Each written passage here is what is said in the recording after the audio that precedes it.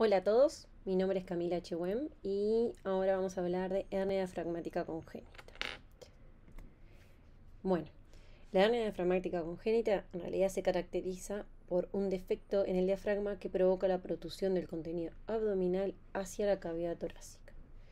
Esto afecta el desarrollo normal de los pulmones. La incidencia de esta patología oscila entre aproximadamente 1 a 5 y 10.000 nacimientos vivos, con un leve predominio en el sexo masculino. A pesar de los avances, la mortalidad sigue siendo alta, una mortalidad cercana al 50%.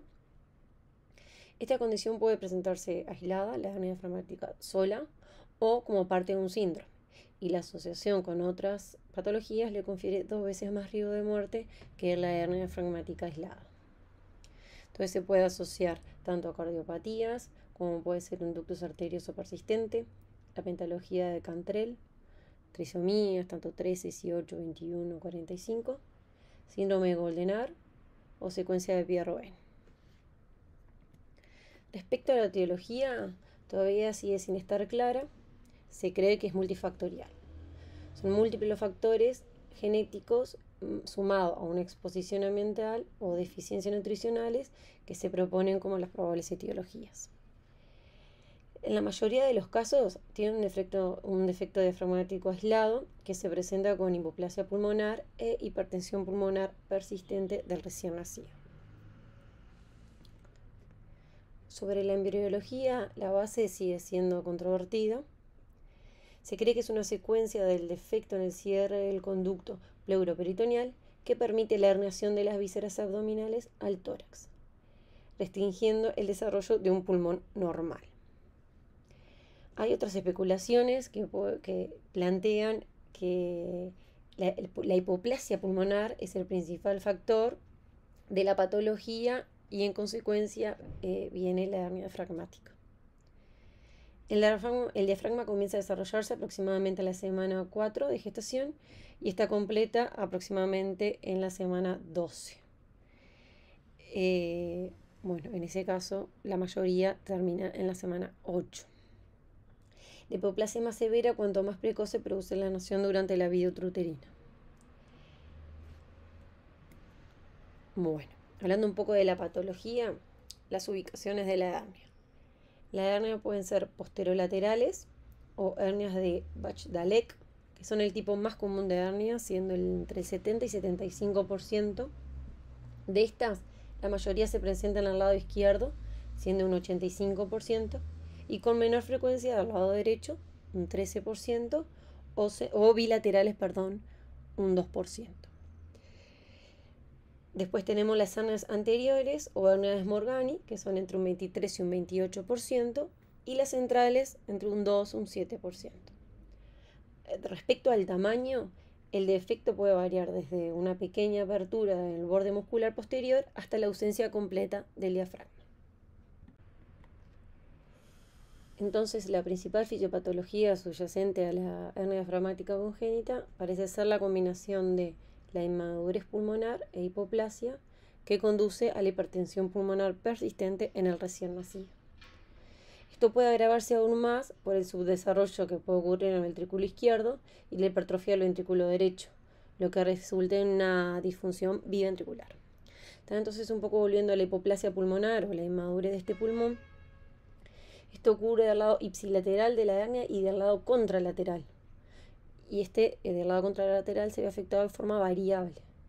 Entonces, inicialmente se pensó que la hipoplasia era secundaria de la compresión física del pulmón por el contenido abdominal que detenía el desarrollo pulmonar, como ya lo dijimos. Pero recientemente se ha propuesto una hipótesis donde dice que el factor inicial ocurre durante etapas en el desarrollo que resulta una hipoplasia bilateral seguida después de la compresión pulmonar ipsilateral secundaria a la hernia por las vísceras abdominales en etapas posteriores, lo que empeoraría aún más la hipoplasia de ese pulmón. Esta interferencia provoca una disminución de las ramificaciones de los bronquios y de los vasos pulmonares, lo que va a conducir a una hipoplasia cinar. Los bronquiolos terminales están disminuidos en grosor, el grosor de los tabiques alveolares, y el pulmón es relativamente inmaduro, Entonces genera la hipoplasia de la vasculatura pulmonar, lo que llega a conducir la hipertensión pulmonar persistente. Respecto a la hipertensión pulmonar, bueno, todo el lecho vascular pulmonar tiene una disminución del número de los vasos por unidad de pulmón. Entonces, esto genera que la escasez de la vasculatura pulmonar y la remodelación de los vasos contribuyan al componente fijo o al que no vamos a poder revertir de la hipertensión pulmonar. Después, la vasorreactividad alterada, que posiblemente es debida a un desequilibrio de la inervación autonómica, donde vamos a encontrar un aumento del simpático con una disminución del parasimpático, o la alteración en la relajación dependiente del endotelio de las arterias pulmonares. A veces hay un desequilibrio en los mediadores vasoconstrictores y vasodilatadores, lo que va a contribuir en el efecto reversible de esta hipertensión pulmonar, donde nosotros sí vamos a poder actuar. Entonces, ¿qué pasa? Después del nacimiento nos encontramos con la combinación de una hipertensión arterial pulmonar, una hipertrofia e insuficiencia del ventrículo derecho e hipoplasia del ventrículo izquierdo con una hipertensión pulmonar. Esto va a dar como resultado a la hipertensión pulmonar persistente de recién nacido grave que no responde al tratamiento convencional, cuando se logran combinar todos estos factores. Respecto al diagnóstico, bueno, de forma prenatal, la ecografía detecta más del 50% de los casos a una edad gestacional aproximada de las 24 semanas. Cuando tenemos una hernia diafragmática congénita del lado izquierdo, se va a caracterizar por la presencia de una masa heterogénea que puede ser estómago lleno de líquido o los intestinos. Pero cuando presentamos una hernia diafragmática congénita derecha aislada, es más difícil de realizar este diagnóstico porque nos podemos encontrar con un hígado, que es un órgano sólido y es más difícil de identificar. Sí existen algunos signos indirectos que nos hablen de una hernia diafragmática congénita derecha, como puede ser el cambio del eje cardíaco, no una dextrocardia por sí, sino por desplazamiento mediastinal. Podemos encontrar, identificar una vesícula biliar o la vasculatura del hígado si realizamos un Doppler para que nos ayude el diagnóstico. Después del diagnóstico postnatal, para tener una alta sospecha clínica, vamos a tener un recién nacido con insuficiencia respiratoria, con aleteo nasal, polipnea, tirajes, cianosis o palidez, un desplazamiento de los ruidos cardíacos, como ya hablamos, hipoventilación del lado de la hernia y ocultación de ruidos digestivos del mismo lado. La tríada clásica clínica de la hernia diafragmática congénita incluye la hipoventilación, la dextrocardia aparente y la cianosis. Acá se va a realizar una radiografía de tórax donde va a ser sugestiva lo que vamos a encontrar, que ahora la vamos a ver una imagen más adelante, tanto sea derecha o izquierda, imágenes de aire o tanto el intestino como el estómago herniado, un ecocardiograma donde vamos a buscar las alteraciones de las cavidades, las altas presiones pulmonares o a veces cardiopatías congénitas y gasometrías arteriales. Con esta sospecha y realizamos gasometrías o simplemente con la saturación tanto preductal como postductal, bueno, lo que vamos a encontrar es, si realizamos gasometrías, de una diferencia de la presión arterial de oxígeno mayor del 20%, de 20 milímetros de mercurio, entre el preductal y el postductal, o una saturación con una diferencia mayor entre 5 y 10%. Esto nos puede hablar de hipertensión pulmonar. Cabe aclarar que la saturación preductal siempre, como ya lo sabemos, es en el miembro superior derecho y la postductal en cualquiera de los miembros inferiores. En esta imagen, en la radiografía de la izquierda, vemos como del lado izquierdo, del pulmón izquierdo, tenemos aire, lo que nos hablaría de la herniación de las asas, que lo mismo nos muestra en el dibujito de al lado. También vamos a tener un pulmón hipoplásico, tanto el ipsilateral como el contralateral. Y a nivel cardiovascular, a nivel del corazón, vamos a tener una hipoplasia del ventrículo izquierdo y del ventrículo derecho una hipertrofia disfunción. En la radiografía de la derecha lo que vemos es el mismo paciente luego de la reparación de su hernia, donde ya encontramos unos pulmones normales y distendidos. Respecto al pronóstico, los factores que más influyen sobre este son las patologías asociadas, sobre todo las cardiopatías congénitas. Lo que también va a influir de forma muy importante es el grado de hipoplasia pulmonar que va a presentar nuestro neonato y la presencia de hígado en la cavidad torácica si estamos frente a un paciente con una hernia diafragmática derecha, por supuesto. Tratamiento. Bueno, respecto al tratamiento perinatal, esto es un poco controvertido, pero bueno, podemos administrar corticoides, que en realidad son para los prematuros con el fin de generar un desarrollo de esos pulmones inmaduros. Y lo otro son el tratamiento quirúrgico, el cual es una oclusión traqueal endoscópica que se guía por esterectomía abierta, que esto conduce a la aceleración del crecimiento pulmonar. Respecto a esto, aún falta información e investigación como para poder llegar a una conclusión y por supuesto no se realiza en nuestro país. Sobre el tratamiento postnatal, bueno, el momento óptimo del parto sigue siendo controvertido, pero se recomienda después de completar la semana 39 de gestación para poder evitar las complicaciones que se asocian a la prematuridad. Cabe destacar que los partos deben realizarse en centros capacitados para manejar un bebé con una hernia diafragmática congénita y todas sus complicaciones asociadas, por lo que siempre tenemos que contar con un lugar con CTI neonatal. Todos los bebés con hernia diafragmática congénita van a necesitar la colocación de una sonda nasogástrica. La mayoría de los bebés requieren intubación en sala de parto también de forma inmediata. Y se evitará la ventilación bajo máscara de forma estricta para evitar la insuflación de un estómago o de las vísceras que van a estar dentro de la cavidad torácica. Entonces, se iniciará una ventilación mecánica convencional. En realidad se desconoce el modo de ventilación óptimo para estos pacientes y con los que presentan pulmones hipoplásicos. Y estadísticamente aún no se ha encontrado diferencia entre la modalidad convencional o la ventilación de alta frecuencia. Pero por ahora se recomienda iniciar con una ventilación mecánica convencional. Los parámetros recomendados son una presión inspiratoria máxima que no debe superar los 25 milímetros de mercurio para evitar el daño de un pulmón hipoplásico, una PIP entre 3 a 5 centímetros de agua, una frecuencia respiratoria entre 40 a 60 respiraciones por minuto, una fracción inspirada de oxígeno baja, la más baja que logre una saturación preductal entre 85 y 95, y una postductal mayor a 70. Una presión arterial de oxígeno próxima a 60 y una presión arterial del CO2 permisiva alta que no superen los 60 milímetros de mercurio. Bueno, ya hablamos también de la saturación, como vimos previamente, tiene que contar tanto preductal como postductal. Cuando con esta ventilación no podemos mantener una presión de CO2 entre 50 y 70 o la PIP se nos eleva hasta 30 centímetros de agua o necesitamos una frecuencia respiratoria más alta aún, tenemos que pensar en la ventilación oscilatoria de alta frecuencia. Por supuesto nosotros no sabemos manejar este tipo de ventilaciones, pero está bueno tenerlo presente porque en el Pereira Rosell los neonatólogos sí la manejan y han habido casos en los cuales en el intraoperatorio ellos llevan sus ventiladores y se utilizan para hacerlo durante la cirugía.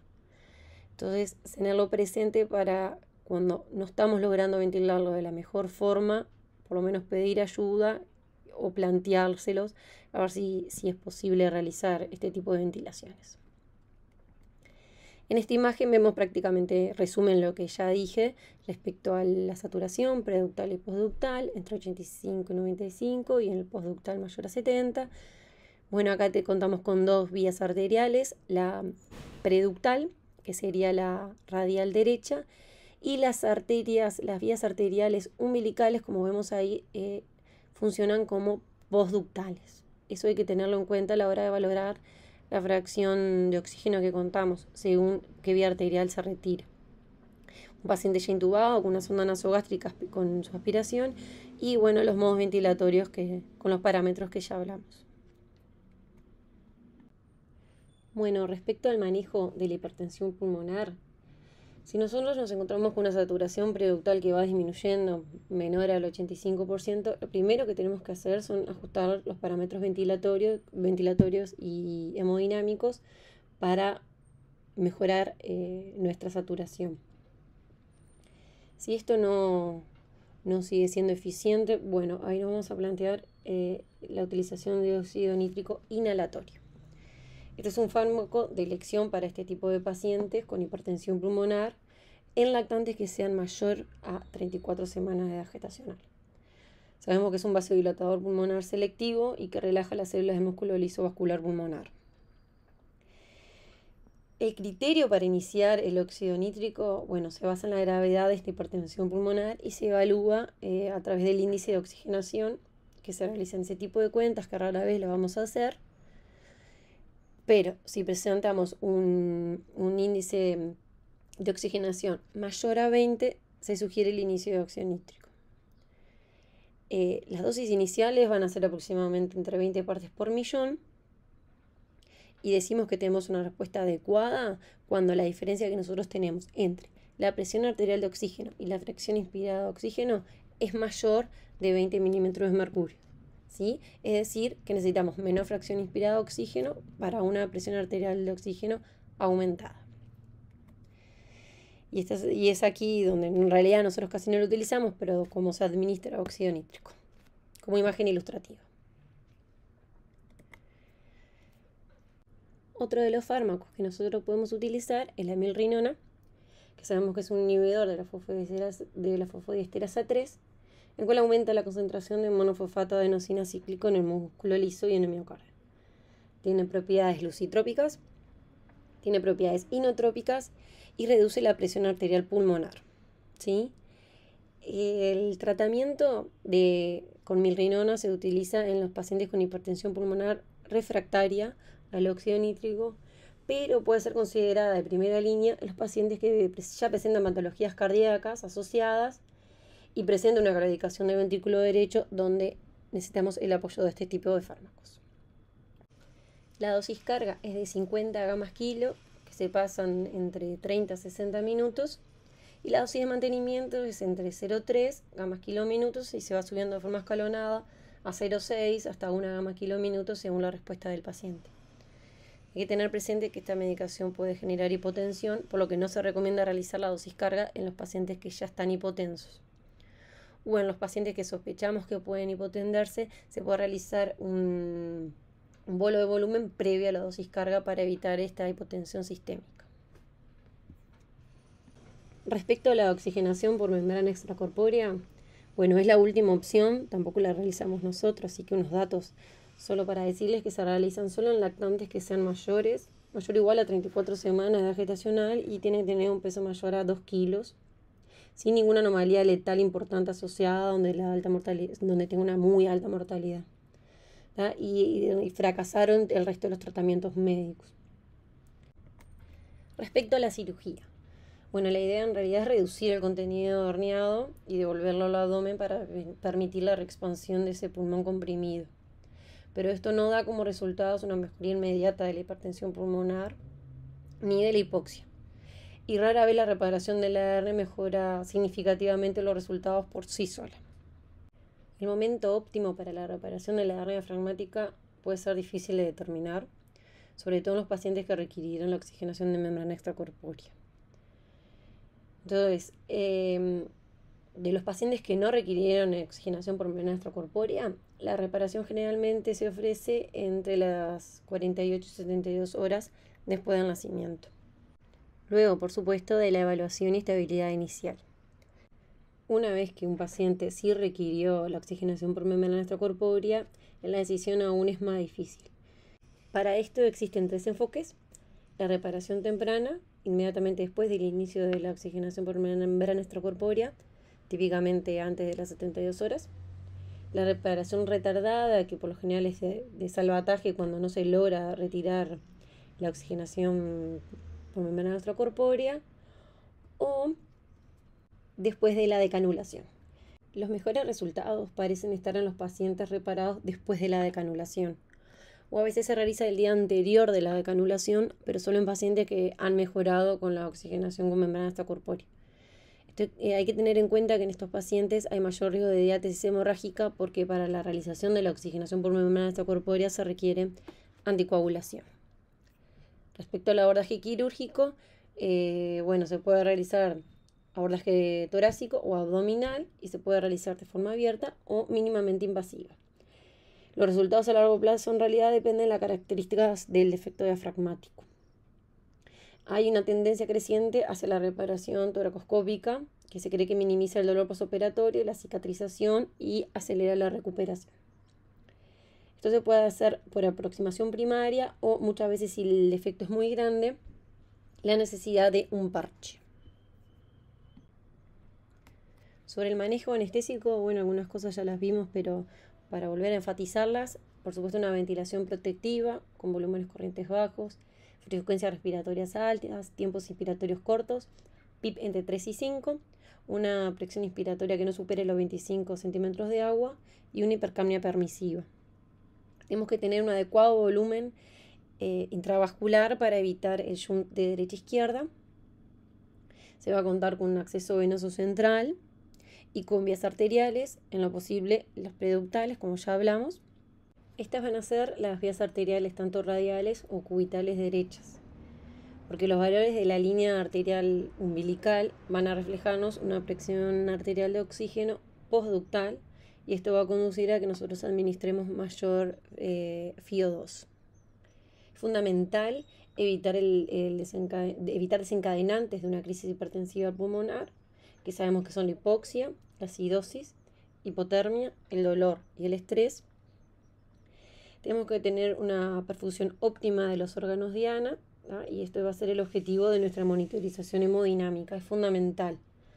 Nosotros para saber que tenemos una perfusión adecuada, tenemos que tener una frecuencia cardíaca en rango para la edad gestacional, un relleno capilar normal, una diuresis que sea mayor a 1 mililitro kilo hora, un pH mayor a 7,2 y niveles de lactato menor a 3. Si presentamos elementos de mala perfusión, primero vamos a pensar la hipovolemia, por lo que se van a realizar bolos con soluciones isotónicas como solución salina normal o ringer lactato de hasta 10 mililitros kilo, por vía intravenosa por supuesto, y seguido de esto, si se requiere, la terapia tanto con vasopresores como con inotrópicos. Respecto al pronóstico, el inmediato, la sobrevida va a estar asociada al grado de hipoplasia de ese pulmón y la presencia de alguna patología asociada, sobre todo cardiopatías, como ya vimos. Y a largo plazo, los problemas respiratorios, problemas nutricionales, problemas en el desarrollo neurológico, a veces hay recurrencia de hernias o con deformidades ortopédicas que van a requerir un enfoque multidisciplinario para el seguimiento a largo plazo de estos pacientes. A nivel respiratorio, pueden presentar broncodisplasia e hipertensión pulmonar persistente, trastornos de glutorio y neurocognitivos. Y en la niñez avanzada o en la adolescencia pueden presentar problemas ortopédicos como escoliosis y muchas veces se asocian a broncoespasmos y quedó con lesiones respiratorias. Espero que les haya sido claro y muchas gracias por estos minutos.